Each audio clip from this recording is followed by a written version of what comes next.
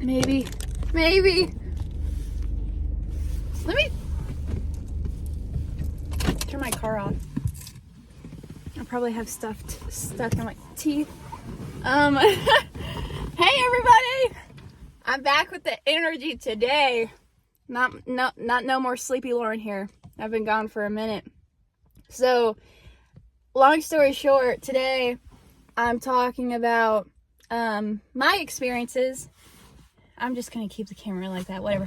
My experiences in how whenever God has a plan for your life, He will prepare the way for you, right? And kind of like my experiences with that, what that looks like. I'll reference some scripture. So today, a lot of you know me from the Candace Owens video, but honestly, I just want to talk about the things that have been sitting on my heart, and I've prayed to, excuse me, I've prayed to God to put certain things on my heart and to give me, not a platform, but to, and I haven't even brushed my hair. Anyways, I prayed to God to give me a platform, or not give me a platform. I was listening to a Girls Gone Bible episode yesterday, and they were talking about that, so that's why I have that stuck in my head. But I was praying to God to, for my YouTube channel to be a way for me to help other people and to put things on my heart to talk about if it's something that can help other people, right? So here we go. This is what I've been really thinking about. So, and I hope I don't run out of storage on my phone, so we're going to try and make this snappy. But basically what I've come to realize in my experience, I'll talk about a story, how I'll talk about the story of me leaving working for other people, working for other corporations, and working a paycheck job to working for myself and my experience with that and how God was so involved with that. And I'll give off some other examples too, but I'll talk about that story mostly, and then some big picture stuff that might apply to your situation. So, and hopefully whoever finds this video, it really resonates with you, and hopefully God will, if you need to hear something, hopefully you hear it. But anyways, yeah, so whenever I'm 21 now, and I've been working since I was 16, always a paycheck job. I've always tried really hard, worked really hard. I've worked a few different jobs. I worked at a grocery store, then I went and worked at Dairy Queen for a couple of years, and then I went and I worked at a car wash to do sales, mediocre sales. And then I went and I worked at this hotel.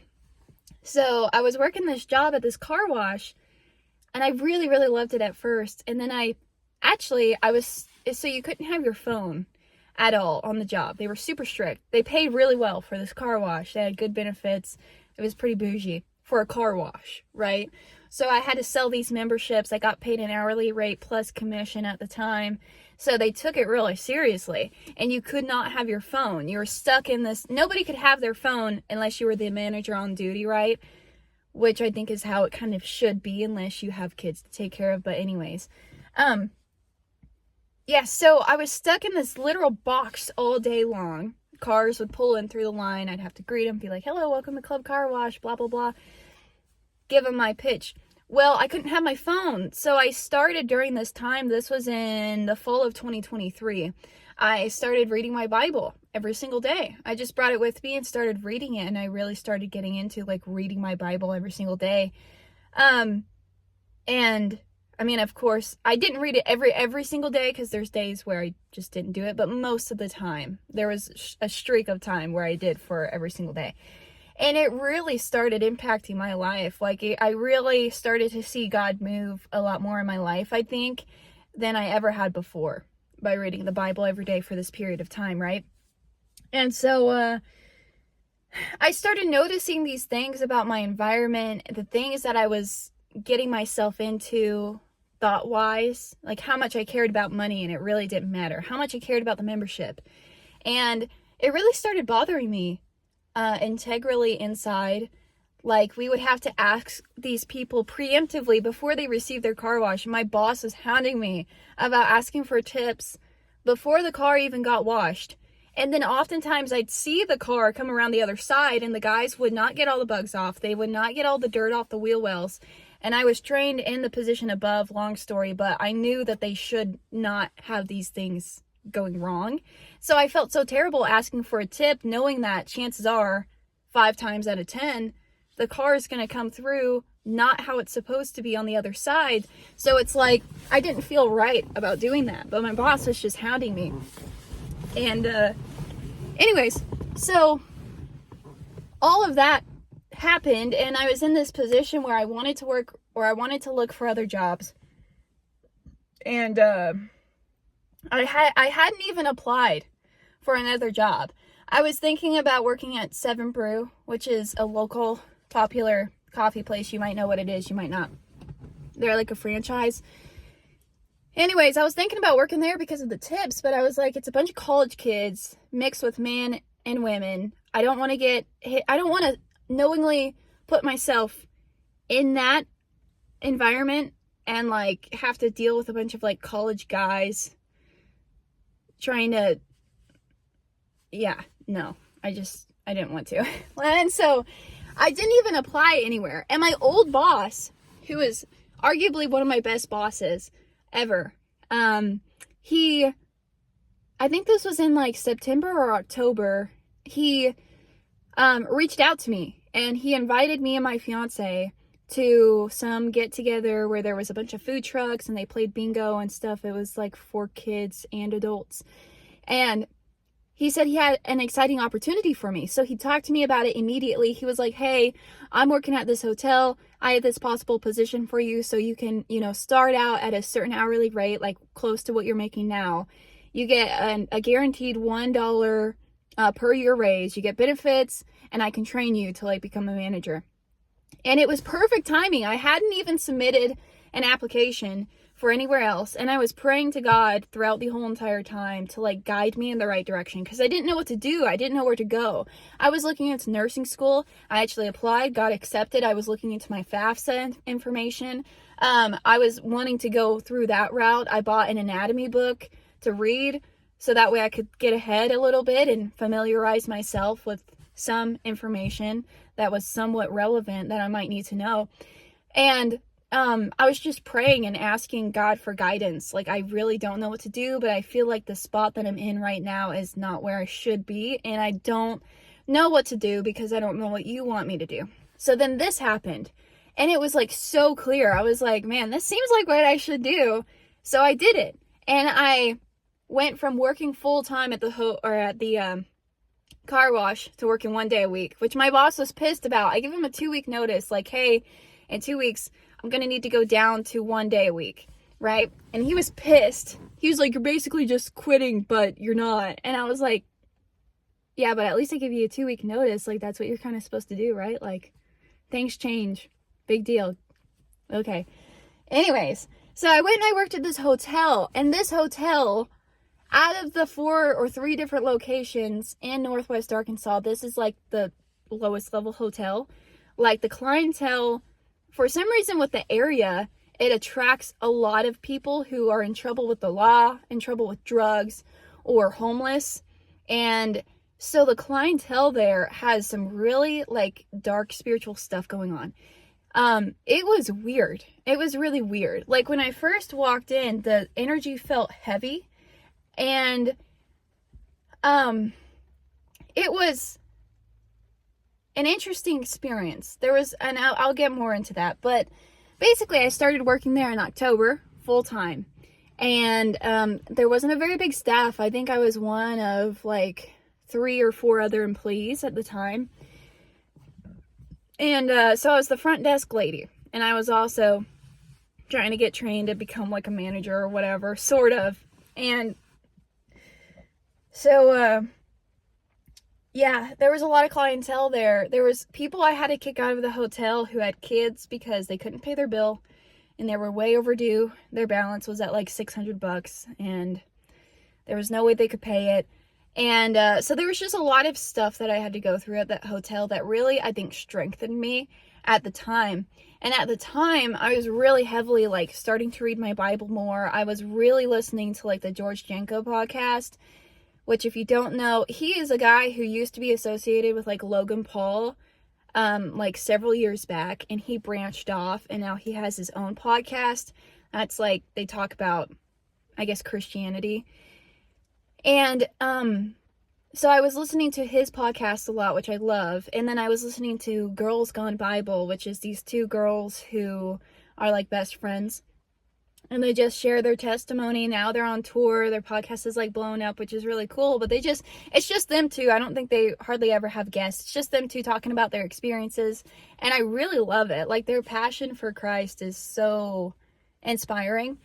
So I was listening to them while I was going through this hotel, going into each of the rooms, like checking the rooms, making sure they had things that they needed, like toilet paper and whatnot. And so, I picked a spot to be alone, but now there's somebody pulling up, which I'm not a fan of. But anyways, that's kind of odd. But anyways, let me just lock my car really quick. Yeah, so I really felt like I felt like it was a really dark place spiritually. There was a lot of people who were really depressed. Like, there's people who would come up to the front desk crying because their son didn't want to talk to him because the mom or whoever, got involved with drugs and made these mistakes, and now they're at this hotel and they're on their last dime and they can barely afford it, and they're like breaking down at the front desk, and I'm the only one there who has to like kind of deal with it. You know, there's not anybody else there trying to check in. It's like 9 p.m. And so, anyways, I felt like God kind of put me there to do multiple things. As I was reflecting after I left the job, I felt like he put me there to realize that I'm truly not better than anybody else, and that everybody has battles that they're dealing with. Everybody I realized I am so close potentially to really being in this person's shoes, and I've gone my whole life kind of subconsciously thinking that I'm better than this person because I'm not in their shoes. Like,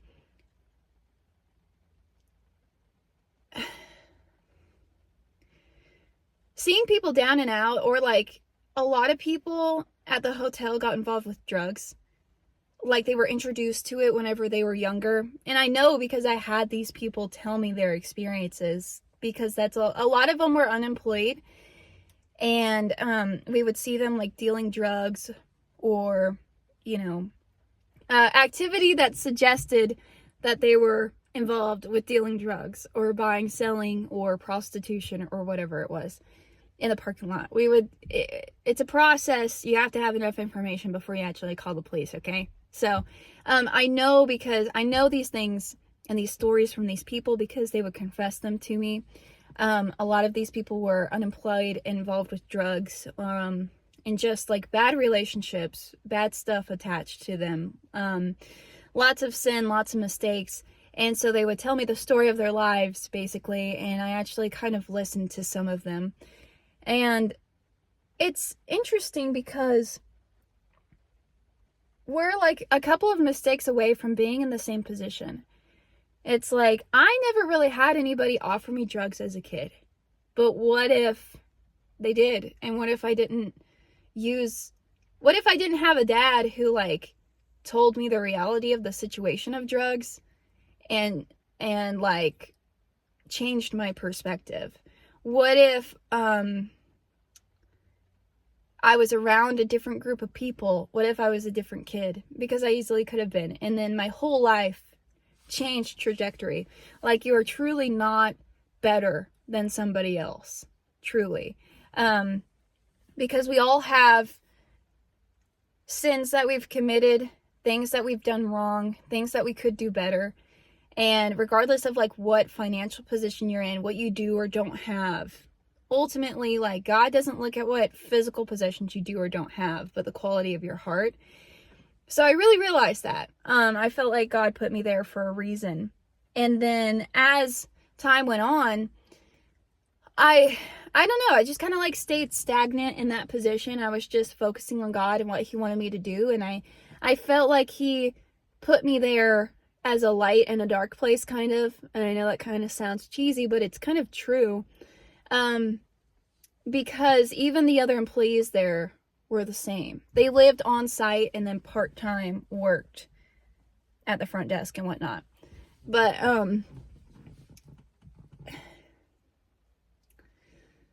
yeah, spiritually it was just really dark. Like, there were some rooms that I would go into, like room 308, and I just felt uneasy. I felt like something was off, but I couldn't really put my finger on it. And then I would go in a regular conversation, just like vaguely bring it up. And, okay, everyone, I'm back. I ran out of storage, had to delete some stuff. But yeah, anyways, I really did feel like God wanted me to be there. So anyways, back onto the story, if you're still here. So I kept on praying to God, asking him to give me guidance.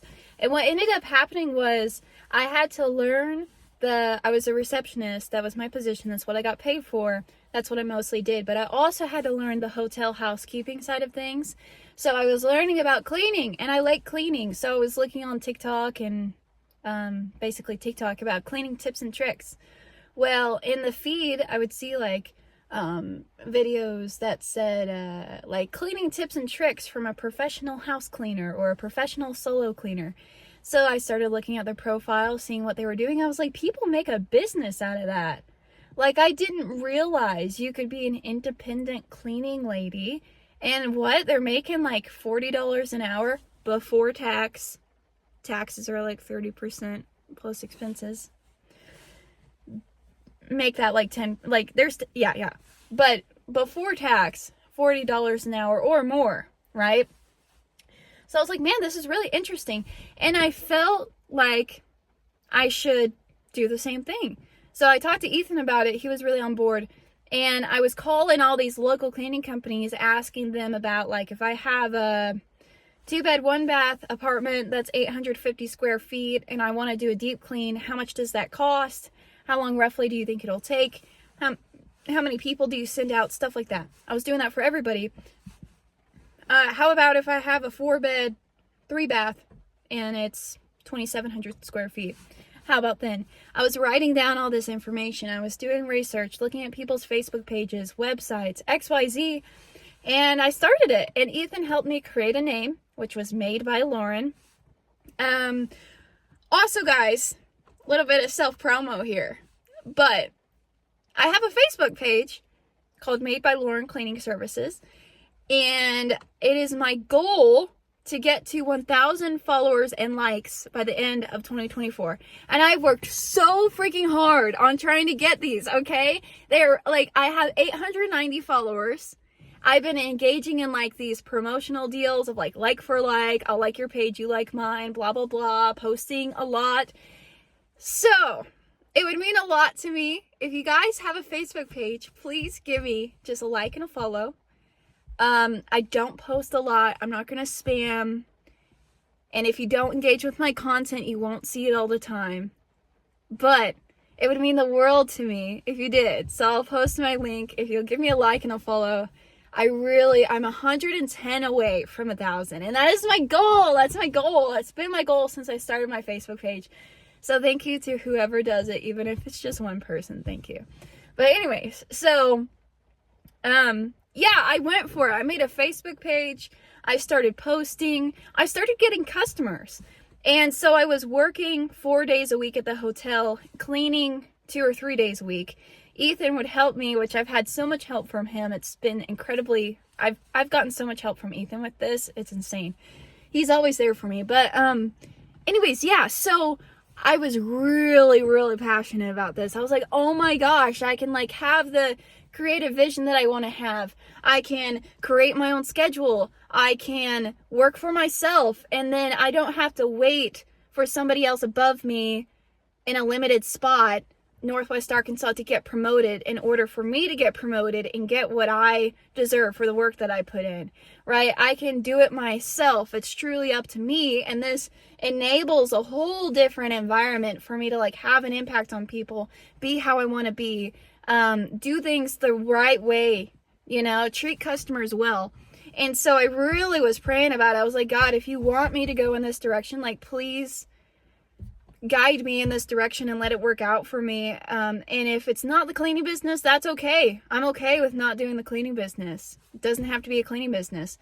And it happened so smoothly. Like, literally, we instantly created the business account. We created a Yelp page, and literally I had a customer within like the first week. They paid us $120 for like a deep clean on the smaller apartment. We left after work, started the cleaning at like 6, got done at like 8-ish, 9. I made all the posts on Facebook, and we started getting more customers. It got to the point where I was working 7 days a week for quite a while because I was trying to help my boss out at the hotel, but also clean. And it was getting to the point where I couldn't take on any more customers because I was working full time. I was like, man, my full-time job is really getting in the way here.